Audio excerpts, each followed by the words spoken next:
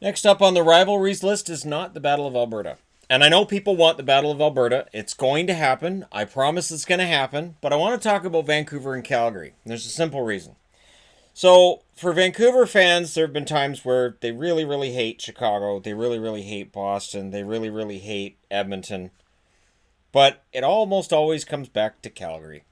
And one thing that I'm wondering is now that Vancouver looks like they're ready to get back into the playoff hunt and Calgary's around there, how long is it going to be before this rivalry really fully ignites again? Not long. Not long. These teams just don't like each other. And, I don't have a Ginla on the board, but I'm going to tell you guys straight out. Jarome Iginla scared the hell out of me as a Canuck fan because, man, he could just turn it on. And I don't think he liked the Canucks, and I don't think the Canucks particularly liked him. I know there were fights that went on, and I could fill this board with fights that take place in these games. And they just come out of nowhere. And it's like you put on this jersey, you go out on the ice, and you go, I hate Canucks. And for Canucks, they put on the Canucks jersey, and they go out there and go, I don't know, I feel like punching some Flames in the face. This is how it works. Now, the fan bases, I talked yesterday about the New York versus New York situation and how ugly that gets. I don't get that same feeling between Calgary and Vancouver, but I do often see Vancouver fans making fun of fans of other teams, and I go, based on what? You look at this is the playoff history. It's not a great picture for Vancouver. Now, what's interesting is what these series have led to. Now, the most important incident is the big incident from 2014, January 18, 2014. This was when John Tortorella was coaching the Canucks. The Canucks were fading a bit at this stage of the season. This incident is credited as what really knocked them off the cliff and sent them careening downhill. I don't think it was this incident. I think there were a lot of things going on with that team. I think Tortorella was just a bad fit. But Bob Hartley decides, I'm going to throw all the tough guys out on the ice to start the game. And seeing this, Tortorella's like, are you serious? No. So he calls all his guys over. He throws his fourth line out there, famously Kellen Lane, who's making his NHL debut and played about a second because the puck gets dropped. And fourth line versus fourth line, the brawl's on. Goes on for about 8 minutes. And you get that all cleaned up. But Tortorella is not happy with Bob Hartley at all. Now, Bob Hartley would do something similar where he'd end up getting fined during the meeting between these teams in 2015 right down here, where there was an incident in Game 5 where, the NHL said, all right, that's enough. So there was something to what Tortorella was saying here. And Tortorella wanted to have a discussion with Bob Hartley in between the first and second period. I am sure he was just going over to talk. And he has always said, I was just going over to talk with him. I was just going over to chat with him. And it's the most amazing scene ever is Tortorella coming through and all these Calgary Flames players kind of turn around like, what are you doing here? And I'm sure his response was, well, hello, kind gentleman. Would you mind if I have a moment alone with your coach? I wish to discuss with him his strategy upon throwing all of the meatheads on the ice. I'm sure that's how he was going to put it. I'm sure there were no F words in there at all. I'm sure he said meatheads. I'm sure that was the plan. I'm sure that's what was going on, right? So anyways, that's why now you can't get through. They've got a barrier now so that one coach can't go through and have a discussion with the other. And when Tortorella saw that, he's like, that's for me, right? I did that. I even had a picture taken with it. He's like, yeah, that's I made that happen. I love John Tortorella. I really do. And I love his sense of humor. His self-deprecating sense of humor is fantastic. And we need more of that in the NHL. I hope he coaches forever. I really do. And yet it didn't work in Vancouver with him, but he was intercepted by the Flames that were like, yeah, you're not having a discussion with our coach. To my knowledge, he never admitted he wanted to punch Hartley in the face. To my knowledge, he never admitted it.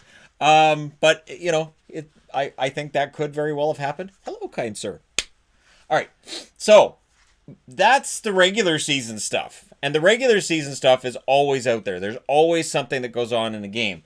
Eric Goodbranson in 2018-2019 gets into a fight with Travis Hamonic and breaks his face. Basically, broken bone in his face. And, Goodbranson felt bad after. So, to his credit, Goodbranson, it's not like he's like, yeah, I broke his face. And Hamonic was out for a bit, but that was tough. That was a tough one right there. And there was fights in a game in 2015, 2016 where there was one right off of the face-off, and then there's one about 8 minutes later as well. These teams just don't like each other. And these teams as rivals. So for anybody who's saying, well, you're just picking them because, you're a Canucks fan. No. These teams have faced each other in Game 7 3 times, which is interesting enough as it is. But they've also gone to overtime in all Game 7s that they've played, which is something that only this rivalry has. No other rivalry goes to Game 7 and is guaranteed in overtime. And a thrilling overtime at that. So 1982 is where this starts. The Vancouver Canucks, a team that have never won anything, finally went around. And they swept the Calgary Flames. They outscored them 10-5 in a 3-game sweep. These teams have always met in round 1. They've never met anywhere but round 1, which is interesting too. So Richard Brodeur against Pat Riggin. Riggin has an .898 save percentage. Brodeur's in that series was .954. Thus, the Richard Brodeur, the King Richard legend, starts there at the expense of the Calgary Flames, who had only a couple of years before that moved from Atlanta to Calgary. So 1983, they have the rematch, and Calgary doesn't leave much to chance here. They win it in 4, so 3-1, and they outscored Calgary outscored Vancouver 17-14, and they had home ice advantage. Vancouver had home ice advantage in 1982. Home ice matters in this series until it doesn't. So Brodeur and Garrett were the goalies of record. Brodeur was 0-3, and Garrett was 1-0, and Reggie Lemelin was in net for the Calgary Flames at that point. So the one thing with Richard Brodeur, and this is true, Richard Brodeur had that great run in 1982, but for me, I thought Garrett was right up there with him. I did. I thought Garrett that first year, and I'm not saying that just in case John's watching. Hi, John. But I'm doing that. People are going to be like, is he really talking to John Garrett? I don't know. We've been in quarantine for a long time. For all I know, he could very well be watching my videos. But yeah, Garrett had the one win there, and I thought Garrett was a better goaltender than he was probably given credit for at the time. Nice mask, too. 1984. The Calgary Flames meet him in the first round again with home ice again. They beat him in 4 again, 3-1. 14-13 was the overall score in favor of Calgary. It's Richard Brodeur at one end. And Lemela and Don Edwards were the goalies of record for the Calgary Flames. Again, they win it in 4. What's interesting is the amount of goaltenders that have been goalies of record in these series. Because usually you'll see one for one team, one for the other. Not between these two teams. 1989 is the same. So this is the 7-game series, and this is where, yes, Joel Otto, the puck went in off of his skate. Did he kick it in? No. I say it a lot, but no. It was tough for me at the time. But Calgary had home ice, and justice was served. Calgary would win the Stanley Cup. So 1982, Vancouver goes to the finals. 83 and 84, Calgary did not go to the finals. But in 84, Calgary goes to the Stanley Cup. The final score in that series was 26-20 for Calgary. They definitely were the better team. Kirk McLean and Steve Weeks were the goalies of record there. So Steve Weeks had a couple of games. And it was Vernon and Walmsley that were the goalies of record for the Calgary Flames. So while today we couldn't imagine multiple goalies being in the net for any team unless there was some drastic reason being needed, a team bombing out or a goaltender getting hurt, back then it wasn't that unusual to see more than one goalie play in a series. So Calgary does win in overtime in Game 7, and it was a thrilling victory, and it was just after Stan Smyl had been robbed. So 1994, they meet again, 5 years later. So there's 5 years between this matchup and this one, 5 years between this one and this one. And it's just as heated. So Calgary goes up 3-1 early, but Vancouver's playing well. Vancouver ends up winning the series by a score of 23-20. But Calgary has home ice advantage, and it doesn't matter in Game 7. And it didn't matter in Game 5 either. The part that had to be really frustrating to Calgary fans had to be exactly what was great for us Canuck fans, in that we saw Kirk McLean become a star. 914 save percentage in that series versus Vernon, who had an 895 save percentage. But Vancouver's down 3-1. And I remember thinking, well, they've played well. They're not going to get over the hump because 92 and 93 were their best chances. So 94, the team wasn't as good as it was in 92 and 93. So I understood. I was like, yeah, so they're going to go out against Calgary. Well, as long as they give them a fight. So they win Game 5 in Calgary, and I'm like, well, if they're going to lose at home, if the season's going to end there, at least they got it to 6. And they won it in 6, and I'm like, all right, well, they forced 7. But, because again, Calgary had beaten them 3 times in a row. And then when Vancouver, Pavel Bure, that was a goal that I will never forget. And that's why I recreated it on the channel for all you fine people not too long ago. This was a series where Vancouver won 3 games in a row in overtime. 3 in a row in overtime. To win the series in 7, and it was storybook. It was absolutely storybook, and then they go all the way to the finals.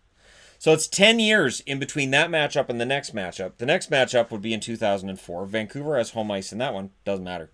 The final score in this series, 19-16. Calgary outscored Vancouver. Calgary wins it in 7. They end up going to the Stanley Cup Finals. So there's something to be said for whoever wins this series could very well go a long way. It happened 4 times out of 7 matchups. Auld, Cloutier, and Hedberg all played in the net for Vancouver. So it was, who's in net tonight? I don't know. Who's hurt? I don't know. Who's going in? And it was kind of a mess. I was actually most impressed by Hedberg in that series, who had a 922. Cloutier had 922 save percentage as well, and Alex Auld had an 898. None of them played badly. So it was kind of nice to see 3 goaltenders play well. At the other end of the rink, you have Kiprasov, who also had a 922 save percentage in that series.